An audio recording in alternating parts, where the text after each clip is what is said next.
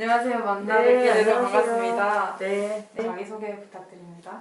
저는 여기 서울 장애인 근로자 지원센터의 상담실의 실장을 맡고 있는 문회원입니다. 저는 되게 암기하기가 편해요. 클럽의 회원, 정회원, 준회원, 문회원 할 때 문회원이에요. 네. 재미있는 소개 잘 들었고 네네. 세 번째 질문은 주요 업무에 대해서 말씀해 주세요. 저희 대상은 장애인 근로자예요. 그래서 장애인 근로자가 근로 현장에서 경험하는 다양한 것들에 대해서 저희가 상담을 하고 해결을 하고 고용 유지를 할 수 있도록 도와주는 기관입니다.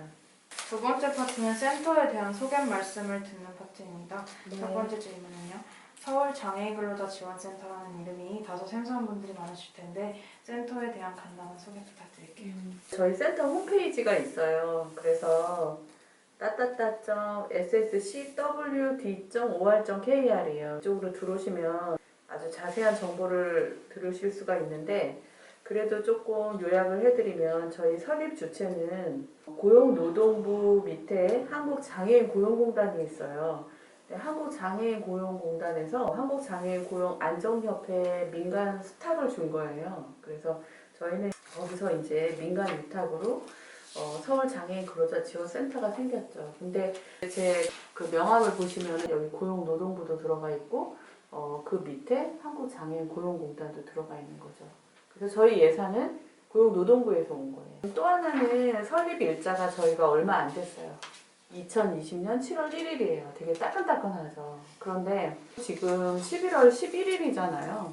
그런데도 이제 상담 건수가 한 150건 정도 돼요. 그래서 꽤 많이 있었고 저희는 영등포 이쪽에 국회의사당에서 거의 가깝죠. 국회의사당로 3번 출구로 나오시면 있어요. 영등포구 은행로 3 익스 컨벤처 타워 608호에 있는 거죠.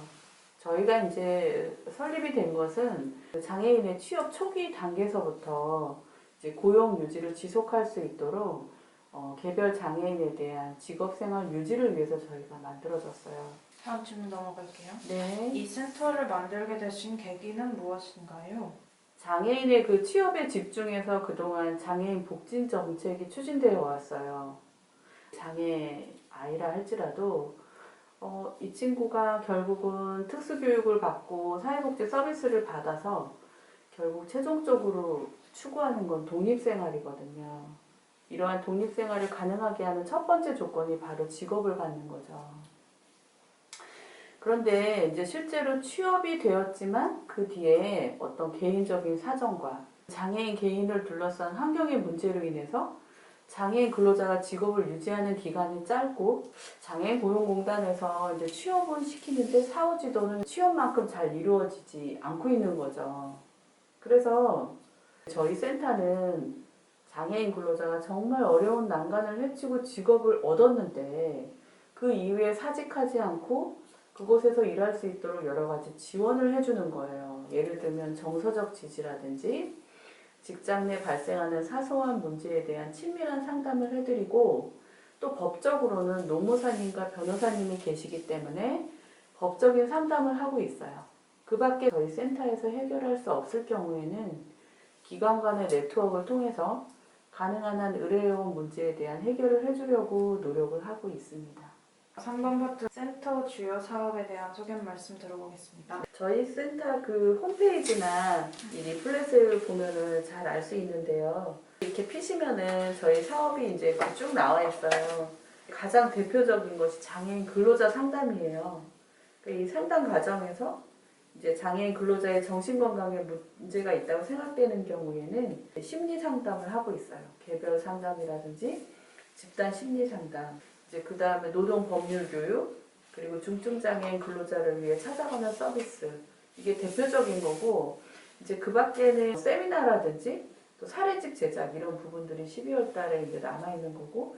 센터의 주요 사업들 중에서 노동법률 교육이라는 것이 가장 눈에 띄었는데요.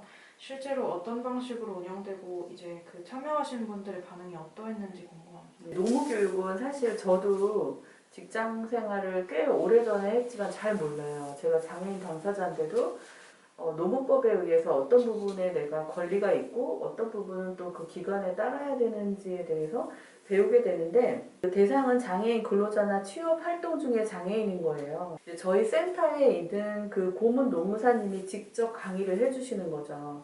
그래서 정해진 기간 동안 홍보를 하고 신청하신 분들을 중심으로 이제 대면 교육이나 또는 원격 교육을 실시하고 있어요.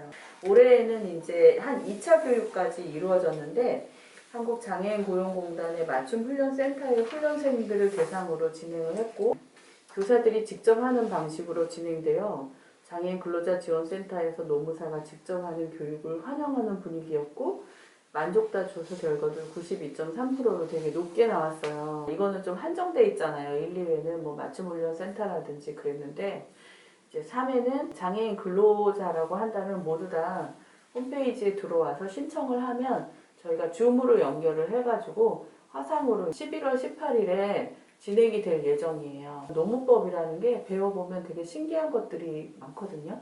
뭐 근로계약서 상에 들어가야 될 꼭 내용이라든지 내가 실업급여를 언제 받는다든지 뭐 이런 아주 기본적인 것들, 실업급여를 어떻게 받는지 모르시잖아요. 그런 것들도 되게 아주 자세하게 설명을 하고 있어요. 4번 파트에서는 중증장애 청년의 참여 현황에 대해서 들어보겠습니다. 첫 번째 질문은 현재 이 센터를 이용하는 주요 연령층이 어떻게 되나요? 7월 1일로 이제 사업이 시작이 되었고 10월 31일까지 실적 부분을 이렇게 적어봤어요. 여기 보시면은 20일부터 30이 30건, 30일부터 40세까지가 36건, 41세부터 50세까지가 30건, 51세부터 60세까지가 26건, 61세부터 70세까지가 9건이에요. 그래서 이렇게 통계를 볼 때 청년이라고 한다면은 20대 23%하고 30대 28%를 하면은 그래도 과반수가 넘죠. 51% 정도 차지한다고 볼 수 있습니다. 중증장애 청년분들도 많이 이용하고 계시나요? 이 장애 등급이 없어지면서 이제 뭐예요? 중증하고 경증으로 나눠졌죠. 바로 이 중증은 뭐냐면 1급에서 이제 3급 정도의 장애인을 얘기하는 거죠. 그래서 저희 센터에 이제 상담을 의뢰하는 분들은 거의가 3급 이상으로 중증에 해당이 된다라고 볼 수 있어요. 그럴 수밖에 또 없는 것이 근로 현장에서 문제가 발생하는 것 자체가 경도 장애인보다는 중증 장애인들에게 더 많은 문제들이 발생하기 때문에 주 이용층이 중증 장애인이라고 할 수 있는 거죠. 청년층이 51% 정도 되고 여기에서 한 80, 90%가 뭐겠어요? 이제 중증 장애 청년들이라고 할 수 있겠죠. 중증장애 청년분들만을 위한 프로그램이 따로 마련되어 있나요? 장애인 당사자의 정신건강 문제, 즉 장애를 극복하지 못하는 가운데 비장애인 근로자의 행동, 말 등이 모두 상처와 차별로 다가와서 직장을 그만두는 경우가 있어요. 이런 분들을 위해서 이제 상담 교수님을 초빙해서 개별 상담과 이제 집단 상담을 단기성이 아닌 정말 몇 회기를 통해서 심층적으로 하고 있고 그거에 대한 상담비를 저희가 다 지급을 하고 있거든요. 그래서 이거는 굉장히 좀 의미가 있는 프로그램이라고 할 수 있는 거죠. 집단 심리 상담이나 개별 상담을 조금 힘줘서 얘기할 수 있습니다. 중증장애 청년분들이 그러한 프로그램을 통해서 어떤 실질적인 도움을 받을 수 있다고 말씀해 주실 수 있을까요? 저희가 지역사회 네트워크를 통해서 직업을 가지고 있지 않을 경우에는 직업을 연계해 준다라든지 저희가 이제 장애인 근로자 지원센터라는 그 말 자체가 굉장히 포괄적이잖아요. 여가라든지 주거라든지 이게 다 이제 들어가 있어서 그런 부분들을 총체적으로 제공하는 서비스 기관이 될 것 같아요. 장애인 즉 한 사람이 그냥 지역사회에서 비장애인하고 동일하게 비슷한 환경에서 살기 위한 모든 지원 프로그램들을 저희가 구상할 수 있는 거죠. 5번 파트는 상담에 대한 안내 말씀을 듣고 참여 사례를 한번 들어보겠습니다.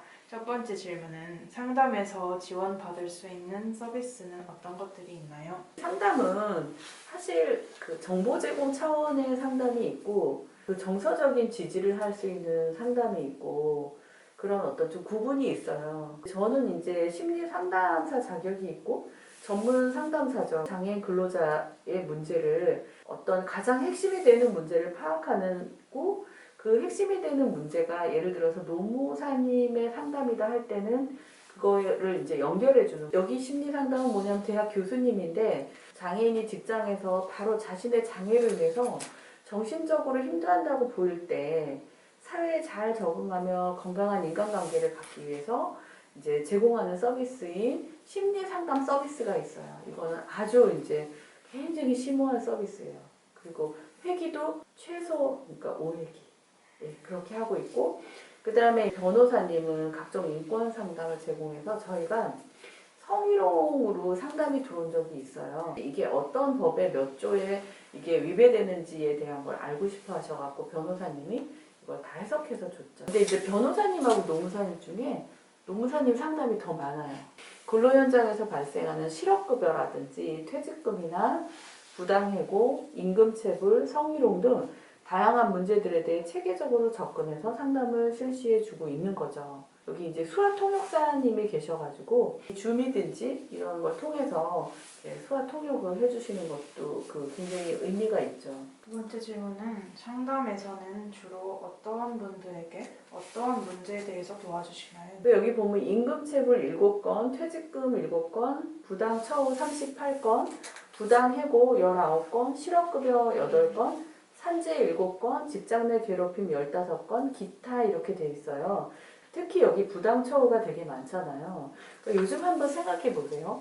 코로나19로 인해서 비장애인도 직장을 그만둬야 되는 상황이잖아요. 그래서 이제 장애인들도 갑자기 예고도 없이 이제 근로시간이 팍 주는 거예요. 급여가 주는 거잖아요. 이런 일도 있고, 한 10년, 20년이 됐는데도 급여가 오르지를 않으니까 이것도 부당 이제 처우에 해당이 되는 거죠. 코로나19로 인한 어떤 그 비장애인이 겪는 근로상의 문제가 장애인 근로자에게도 예외가 아니라는 걸 좀 볼 수 있는 거죠. 세 번째 질문입니다. 네네. 상담 사례집 같은 맞아요. 걸 제작해요. 제작하신다고 네, 들었는데 궁금하고 기억에 남는 사례 몇 개만 있다면 말씀해 주세요. 상담을 다 하나하나 개별적으로 기록을 하거든요. 이 근로자지원센터, 장애 근로자지원센터 두 군데가 더 있어요.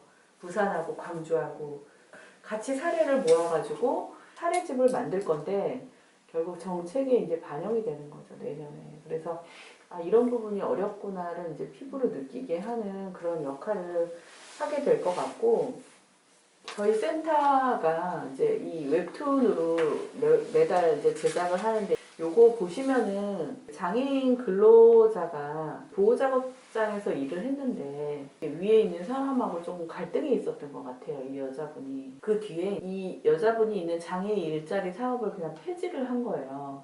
그래서 다른 곳으로 옮겨가야 되는 거죠. 그러니까 여성 장애인은 내가 싫으니까 이 사업을 폐지했다라고 생각을 하는 거예요. 그래가지고 고용노동청에 이의를 제기했어요. 거기서 이만큼 종이가 날라와요, 이 업체에. 그래가지고 이 장애인 근로자가 전화를 한 거예요. 근데 이제 장애인 근로자의 이야기를 들으니까 저희가 노무사님하고 이렇게 다 모여서 회의를 했는데 얻은 결론은 뭐냐면, 이 장애인 근로자가 어디를 가든지 간에 고용 유지를 하는 게 되게 중요한 거예요. 근데 이분이 이제 자기는 새로 옮긴데 안 가겠다는 거예요.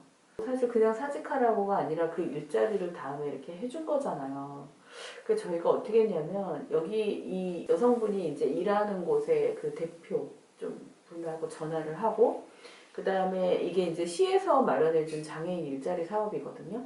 그래가지고 시에 있는 주무관도 같이 만나고 해가지고 셋이 같이 만난 거예요. 이 자리가 되게 힘들었어요.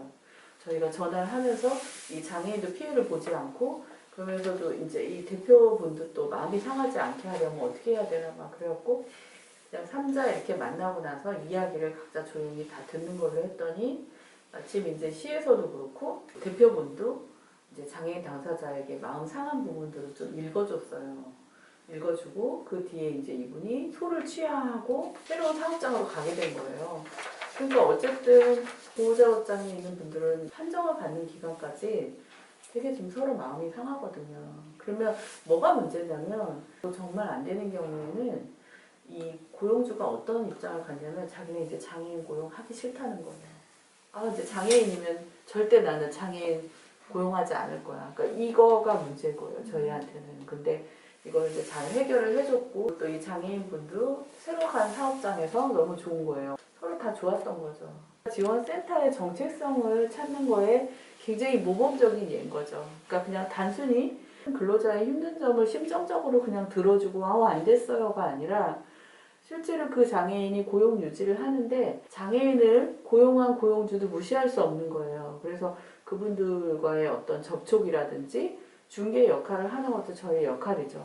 또 이제 그 외에도 뭐 여러 케이스가 있죠. 근데 이게 가장 좀 모범적이고 저희 센터에 웹툰 들어가 보시면은 여기 아주 자세하게 나와 있으니까 한번 보시면 될 것 같아요. 이상입니다.